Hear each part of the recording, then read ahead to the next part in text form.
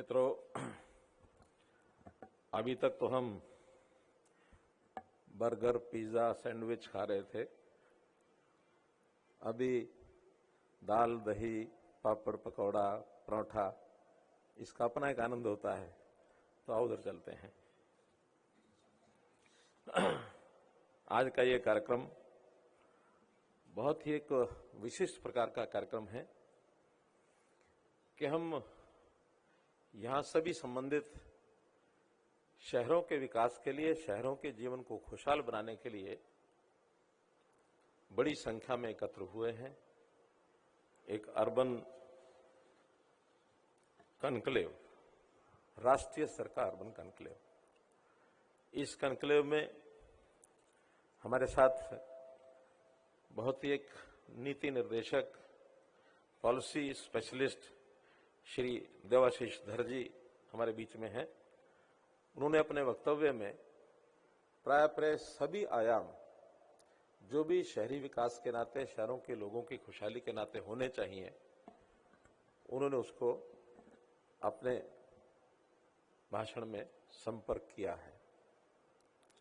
साथ में हमारे शहरी विकास और आवासीय विभाग के हमारे सचिव श्रीनिवासन काटिकथला जी, उन्होंने भी अपने डिपार्टमेंट के हिसाब से जो काम हम करने वाले हैं, जिस प्रकार की एक दिशा को लेकर हम चल रहे हैं, उसके बारे में प्रकाश डाला है।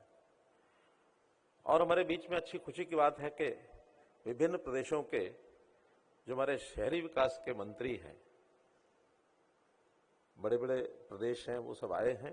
सब तो नहीं आ पाए, लेकिन जो भी आए हैं उसमें हमारे मध्य प्रदेश से श्री कैलाश विजयवर्गीय जी हैं, फिर उत्तर प्रदेश के श्री अरविंद कुमार शर्मा जी हैं, राजस्थान से श्री झावर सिंह खर्रा जी हैं, सिक्किम से श्री भोजराज राय जी हैं, दिल्ली से स्वयं श्री आशीष छूत जी हैं, छत्तीसगढ़ से अरुण साया जी हैं, और नागालैंड, दूर प्रदेश, वहां से भी झालियो रियो जी हमारे बीच में उपस्थित हुए हैं। और अच्छी प्रसन्नता की बात है कि बहुत से देशों के जो एम्बेसडर्स हैं, जो भारत में हैं, वो भी यहाँ पधारे हैं। आपका भी सबका मैं स्वागत करता हूं। I welcome you all. बहुत से हमारे जो महुआ के और विभिन्न सीएलयूज के, सीपीयूज के हमारे जो अधिकारी हैं, जिन्होंने इन सारी चीजों को आगे बढ़ाना है, और बहुत ऐसी संस्थाएं हैं जो हमारे कंसल्टेंसी या विभिन्न प्रकार की सेवाओं देने के लिए आगे आते हैं, उनके भी जो प्रतिनिधि हैं वो भी यहाँ उपस्थित हैं। विभिन्न प्रदेशों की जो हमारी अर्बन लोकल बॉडीज की जो टीम्स हैं, अधिकारी हैं, सदस्य हैं, वो सब यहाँ पधारे हैं। सभी का बहुत बहुत अभिनंदन। हम 2 दिन तक यहाँ विचार करने वाले हैं। कई विषयों पर विचार होगा, क्योंकि शहरी विकास के नाते कोई 1 या 2 वर्टिकल नहीं है, बहुत से वर्टिकल हैं। और कुछ वर्टिकल तो ऐसे हैं जो पूरे एक विभाग के बराबर हैं। अपने आप में मेट्रो देखिए कितना बड़ा विभाग है। ये ठीक है कि मेट्रो के सब लोग यहां नहीं बैठे हैं। खुशी की बात एक और है कि पैरेलली गुरुग्राम में एक अर्बन मोबिलिटी का कॉन्क्लेव, एक सेमिनार, वो भी चल रहा है। जितनी संख्या यहां है, लगभग इतनी ही संख्या 3 दिन के लिए वहां है। 7, 8, 9, ये तो 2 दिन का, उनका 3 दिन का है। शहरों की मोबिलिटी का इशू भी बहुत बड़ा इशू है। वो एक अलग से उसके ऊपर विचार विमर्श किया जा रहा है। संबंधित लोग, बड़े एक्सपर्ट्स वहां भी बैठे हैं। तो आज हम यहां जो बैठे, शहरों का कैसा स्वरूप होना चाहिए, कैसी उनकी स्थिति होनी चाहिए। शहरों का विकास केवल शहरों के लिए सोच रहा है, ऐसा नहीं है। क्योंकि आखिर शहर केवल भवनों से, सड़कों से, मेट्रो से या कुछ और प्रोजेक्ट बना करके शहर बनता है, उसकी कल्पना शहर कर ली जाती है, ऐसा नहीं है। शहर में जब लोग रहते हैं तो लोगों के लिए कैसी सुविधाएं हो, तब जाकर के हम पूरे विचार को संपन्न करेंगे। केवल प्रोजेक्ट्स विचार कर लिए, केवल योजनाएं विचार कर ली, उससे नहीं।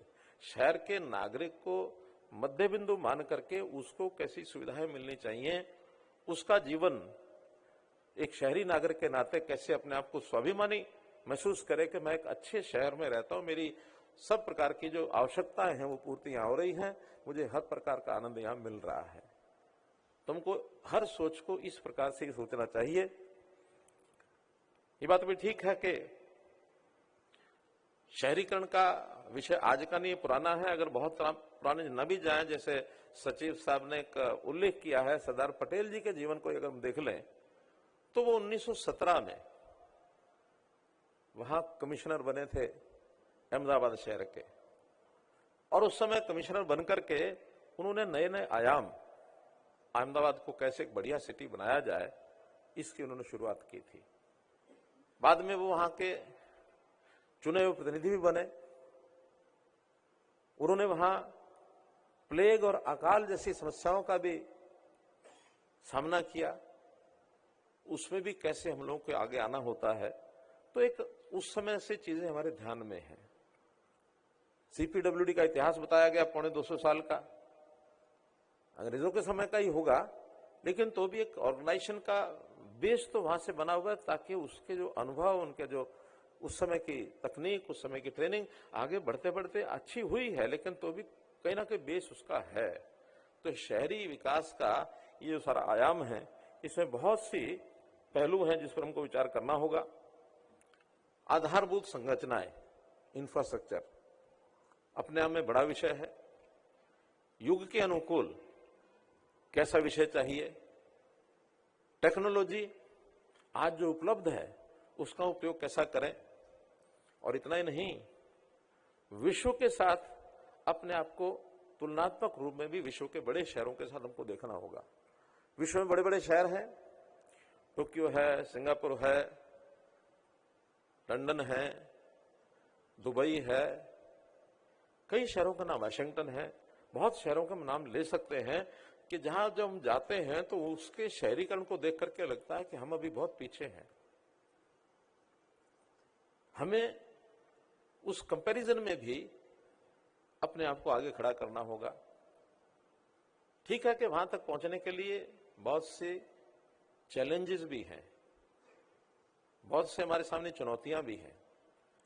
सबसे बड़ी चुनौती इसमें है कि इतने चकाचौंध चीजें हम देखते हैं, तो हमारे देश की आर्थिक स्थिति क्या है, हमारे लोगों का निवेश वो हो, इस प्रकार से उनका आकर्षण कैसे पैदा करें।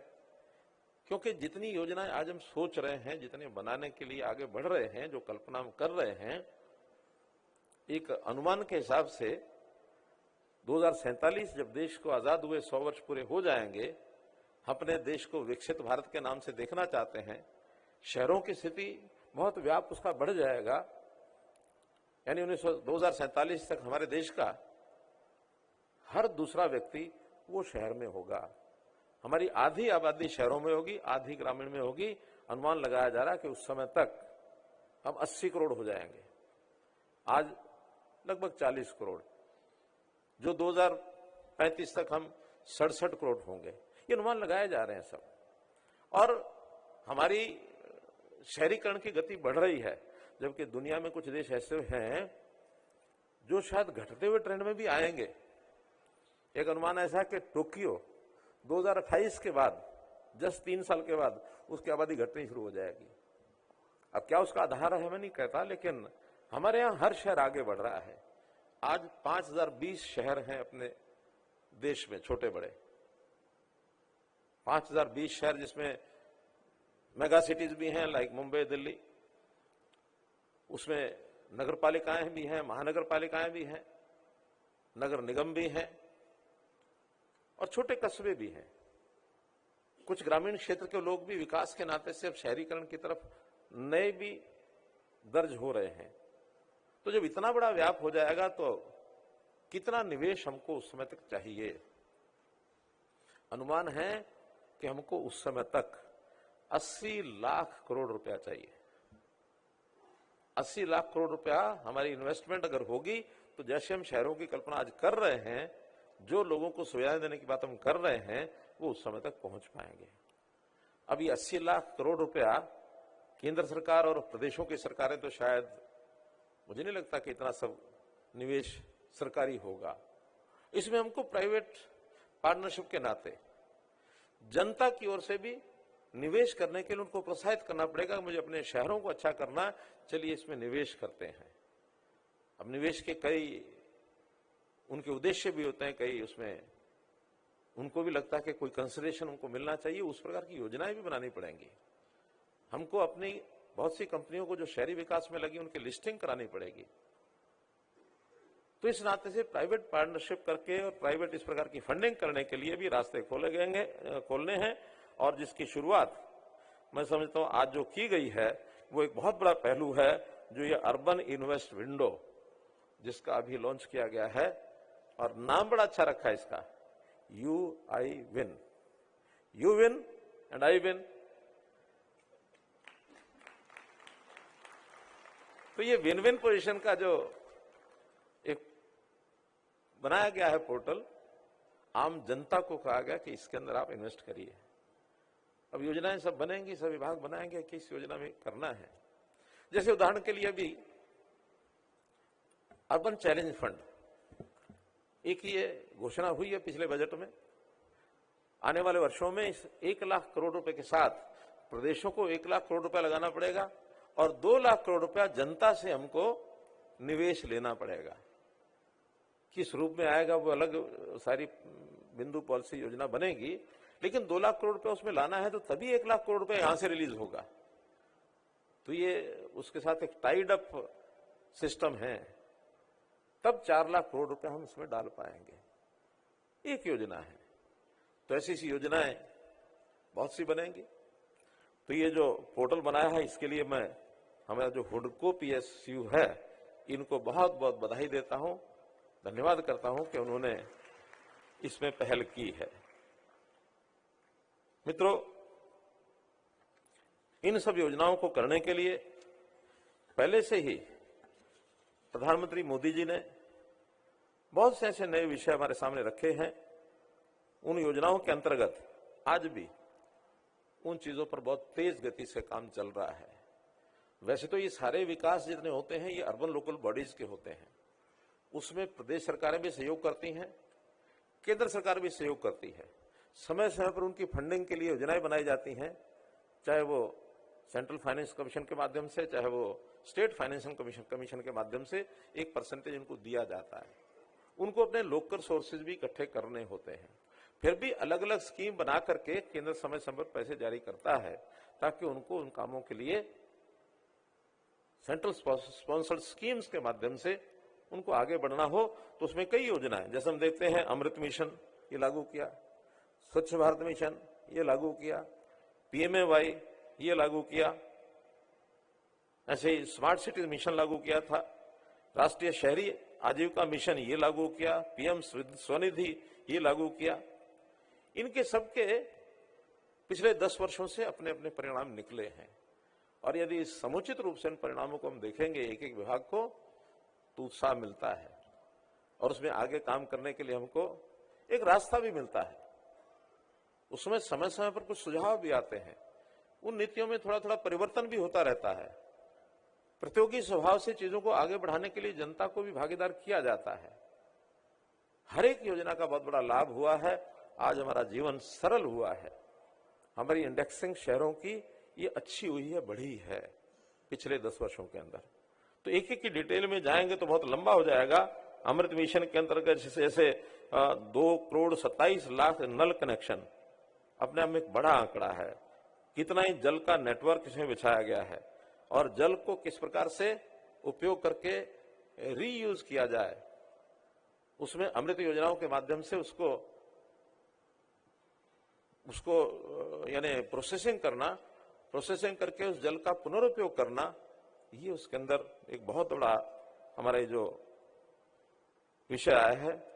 स्वच्छ भारत मिशन, शहरों को कैसे साफ किया जाए, विभिन्न आयाम, इसके लिए हम कई प्रकार की मीटिंग्स प्रत्यक्ष बुला करके भी की हैं, हमने वर्चुअल मीटिंग्स भी की हैं, और अभी तो इन योजनाओं को पूरा करने के लिए यानी एक नया विषय भी शुरू किया है कि रीजनल मीटिंग्स की जाए।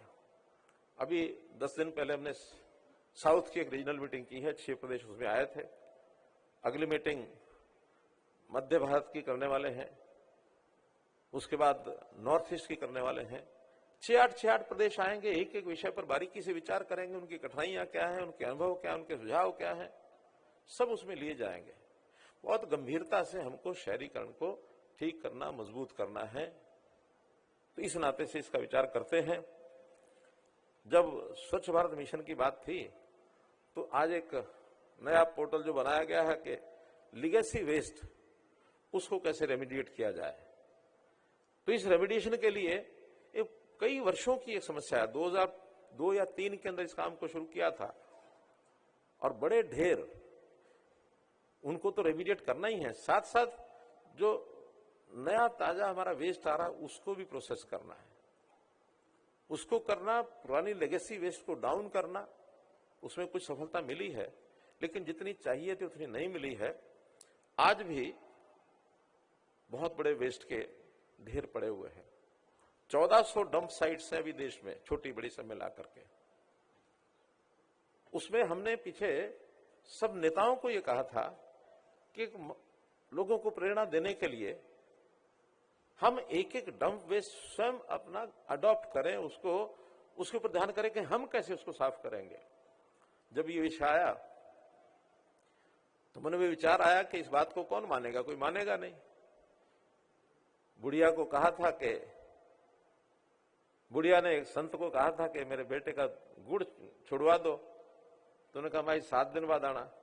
फिर 7 दिन बाद गई कि महाराज जी मेरे बेटे का गुड़ छुड़वा दो, कहना 7 दिन बाद आना। चौथी बार गई तब उसने कहा कि बेटे को लाओ इधर। बेटे को बुलाया, बुला के कहा बेटे गुड़ खाना अच्छी बात नहीं है, गुड़ छोड़ दे।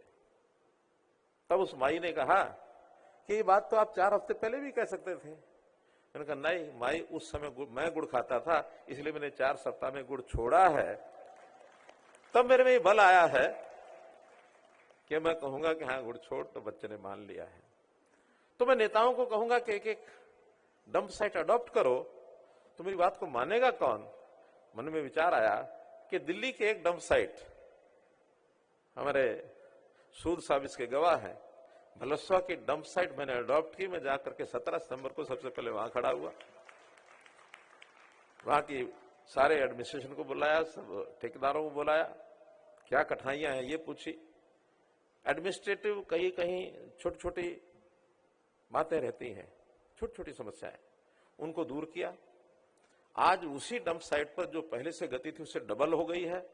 जो 2 साल में उसको साफ करना था, अब वो अक्टूबर 2026 में उस डंप साइट में आज के रेट में 40 लाख मीट्रिक टन जो वेस्ट है उसको रेमिडिएट किया जाएगा। 70 एकड़ जमीन निकलेगी। उस 70 एकड़ नहीं, 70 नहीं, कितनी है,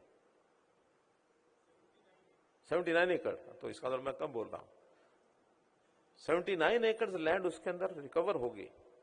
दिल्ली में अगर 79 एकड़ का हिसाब लगा लिया जाए तो ये 8,000 करोड़ रुपए की तो जमीन है खाली उस इलाके में। तो ऐसे हमको भी, जो यहां पॉलिटिकल लीडर्स बैठे हैं खास करके, एक एक डंप साइट अडॉप्ट करो, अपनी देखरेख में कराओ। अगर वहां कहीं समस्या है, किसी ठेकेदार की है या कहीं पेमेंट की है, पैसे की है, उसको भी हम अपने जो ऑर्गेनाइजेशंस हैं उनके साथ उनको जोड़ो।